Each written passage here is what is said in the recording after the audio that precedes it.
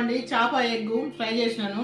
ఇగో చేపల కర్రీ, ఇగో ఎగ్తో తిందామండి ఎట్లుంటుందో curry. Super ఉందండి, చాలా బాగుంది. షార్ట్ వీడియోలో పెట్టాను చూడండి. చాలా బాగుందండి ఫిష్ కర్రీ, పొద్దున కంటే ఇప్పుడు బాగుంది. చూడండి, కొంచెం ఇది చేప ఎగ్ వేసుకుందాం, అన్నంలోకి బాగుంటుంది.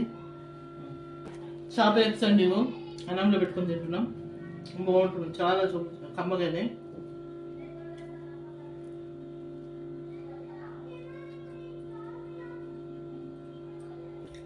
ఇవ్వండి చేప గుడ్డే బాగుందండి, చేప గుడ్డే తింటున్నా.